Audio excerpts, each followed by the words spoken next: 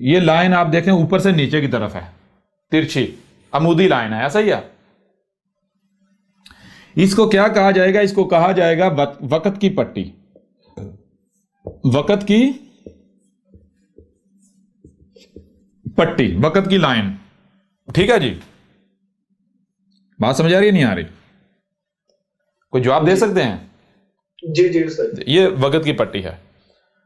अब इसको क्या, इसमें अब आप कहां हैं, आप कहां हैं, तो गौर करें कि ये यूं समझे ये वक़्त की पट्टी है और यहां पर ये एक दायरा बना लें, ये दायरा, ठीक है, ये दायरा, और ये नीचे से आगे, एक मिनट, ये नीचे से आगे जा रहा है, नीचे से आगे जा रहा है।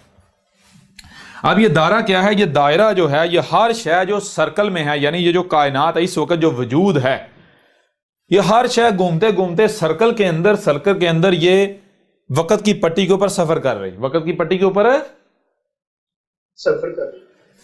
ये जो कायनात है, ये कायनात कभी ये इसके पीछे यहां थी, कभी यहां थी, कभी यहां थी, यहां यहां यहां यहां यहां यहां यहां, यानी ये पीछे से गुजर कर आई। इसी तरह ये अब आगे जाएगी, ये आगे इस वक्त यहां है, इस वक्त यहां है और ये आगे जाएगी। अच्छा, इसमें आप देखेंगे तो इसको आप अलग अलग करें, ये हो गई कायनात दायरा, ठीक है जी, जो शय भी वजूद रख रही है, एग्जिस्ट कर रही है, सर्कल के अंदर है, ठीक है जी, जी जी जी, सर्कल से आउट नहीं हो चुकी, सर्कल के अंदर है। और ये जो इससे पीछे वाली लाइन है और ये है आगे वाली लाइन। अब वक़्त की पट्टी के ऊपर ये कायनात है, ये पीछे वाली लाइन, ये क्या है? माजी। इसको कहते हैं जबर। इसको क्या कहते हैं? जबर। जबर, माजी। जबर का मानी क्या है? माजी। माजी। ये जो है, ये कायनात अभी आगे जानी है, वक़्त की पट्टी इसने आगे अभी जाना है, तो ये क्या होगा? इसको कहते हैं इंग्लिश में फ्यूचर, यानी इसको कहते हैं मुस्तकबिल। उर्दू में क्या कहते हैं? मुस्तकबिल। मुस्तकबिल। और अरब की जबान में इसे कहते हैं जेर। क्या कहते हैं? जेर। जेर, यानी अरबों की जबान में कहते हैं जर। अब जर का मानी क्या है? जर का मानी है आगे को बहना। जर का मानी क्या है? आगे को बहना। बड़ी सादा सी मिसाल है, सादा सा असूल है, आसान सा असूल है। मिसाल का किसी शायर की समझ नहीं आती, उसके जोड़े को समझ लो, उसकी जिद को समझ लो, शायद खुद बहुत समझ आ जाएगी। अगर जर, जेर जो है, जर का मानी क्या है? आगे को बहना, तो जबर जो है उसकी जिद है, क्या मानी बनेगा? पीछे को जाना। जी बिल्कुल। जब जर का मतलब है फ्यूचर, तो जारी बात है जबर का मानी जो है वो पास आ जाएगा, माजी। ऐसा ही है ना? जी जी। ये जो गोल वाला दायरा है, ये क्या है? ये वजूद जो एग्जिस्ट कर रहा है, जो वजूद जो एग्जिस्ट कर रहा है, जिसे आप कहते हैं गोल वाली है। क्या कहते हैं? गोल वाली है। गोल वाली है यानी वजूद का इजहार, जो वजूद एग्जिस्ट कर रहा है, वजूद का इजहार। अब कौन, अगर मिसाल ऐसा वजूद माजी में भी एग्जिस्ट कर रहा था, आगे फ्यूचर में जाके भी एग्जिस्ट करेगा, तो कौन सा वजूद? जो वजूद इस वक्त मौजूद है, या जो माजी में था, जो आगे आएगा? अगर जो माजी में था उसका जिक्र करना है तो इसके ऊपर जबर डाल दी जाएगी, यानी वो वजूद जो पीछे माजी में था। और अगर फ्यूचर का जिक्र करना है, वो नीचे जेर डाल देनी है, वो वजूद जो आगे फ्यूचर में जाकर वजूद में आएगा। और अगर ऐसा वजूद है जो वजूद हाल में है, वो हाल वाला वजूद कौन सा है? वो वजूद जो नाज़रीन इस वक्त मौजूद है, बल्कि उसका ताल्लुक फ्यूचर के साथ है, फ्यूचर के साथ जुड़ा हुआ है, वो आगे हर लम्हे फ्यूचर के साथ, फ्यूचर में जा रहा है। तो वो क्या बनेगा? जिसे कहते हैं हाल। हाल क्या? गोल वाली जो दायरा है, ये है, इसके साथ जेर जोड़ दी जाएगी, यानी वो शय, वो वजूद जो ना सिर्फ मौजूद है बल्कि फ्यूचर के साथ जुड़ा हुआ है, डायरेक्ट फ्यूचर में जा रहा है, डायरेक्ट। क्लियर हो रहा नहीं हो रहा? जी जी बिल्कुल बिल्कुल क्लियर। ये बन जाएगी पेश। अच्छा, यहां तक आपके सामने क्या आ गया? यहां तक आपके सामने आ गया जनाब जबर आ गई। जबर मानी क्या है? माजी। जेर आ गई, और मानी क्या है? मुस्तकबल जी। और पेश आ गई, मानी क्या है? हाल। ठीक है जी,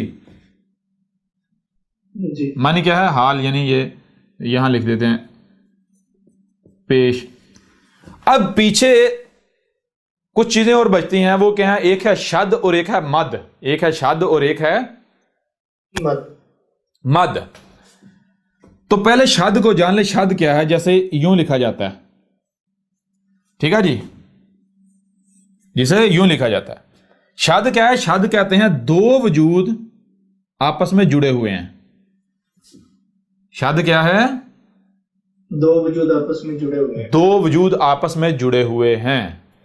दो हरूफ, दो अशिया, दो वजूद आपस में जुड़े हुए हैं। जुड़े हुए हैं। शद इजहार करती है दो वजूद का आपस में जुड़े हुए होना, दो अल्फाज का, दो वजूदों का, दो अशिया का, दो हरूफ का, जी, जो कामन है, जो मुश्तरक हैं, या बेशक अलग अलग है, दो वजूद का जुड़े हुए, यानी दो अशिया का जहां रब ताल्लुक बनता है वो, ये हो गई मद। शद। पीछे रह गई मद। मद जो है वो जिसे दाल होती है ना, दाल, जी दाल होती, दाल किसे कहते हैं? दाल कहते हैं जी छोटी दाल। दाल कहते हैं आपको पता है फिक्स होना, यानी कि अगर मिसाल के ऊपर कोई लफ्ज है, मिसाल के ऊपर मीम है और मीम के ऊपर आती है मद, तो मद का मान यह है मीम जिस हालत में है इसी हालत में, यानी ना इसमें पास्ट, ना पास्ट का जिक्र हो रहा है, ना फ्यूचर का, ना ही हाल, बल्कि ये जिस हालत में है उसी हालत का जिक्र हो रहा है। स्टिल हालत, स्टिल फिक्स हालत। समझा रही नहीं आ रही? जहां पर रख दिया वहीं पर, ये वक्त के साथ आगे नहीं जा रही, जहां पर रख दिया वहीं। क्लियर हुआ नहीं हुआ? जी बिल्कुल जी। मद ये होती। बाकी अगर पीछे कोई रहता है तो मुझे बता दें। यूं जहां पर भी जबर आएगी तो उसका मानी ये बनेगा माजी की बात हो रही है, जेर आएगी मुस्तकबिल की बात हो रही है, पेश आएगी हाल वाली बात हो रही है, शद आएगी तो दो अशिया, दो वजूद, दो अल्फाज जो है, दो हरूफ जुड़े हुए हैं। और अगर जो है मद आएगी तो जो भी लफज है, जो भी शय है, वो अपनी जिस हालत में है उस हालत में, फिक्स हालत में। ठीक है जी, ये हो गया आराम। बाकी मुझे नहीं लगता कि इसके ऊपर मजीद जो है डिटेल के साथ बात करने की जरूरत है। अगर इसके बावजूद कोई सवाल किसी का है तो वो अपना सवाल जो है वो सामने रख सकते हैं। अच्छा उस्ताद जी, ये एक तो ये जिसको हम मद कह रहे हैं इसको जिज़्म भी कहते हैं। मौलवी की जुबान का मुझे नहीं पता मौलवी क्या कहते हैं। ठीक है, ठीक है ना? ठीक। दो पेश हाँ, जबरदस्त, जबरदस्त हो गया। सिर्फ दो पेश है नहीं, दो जेर, दो जबर, दो पेश।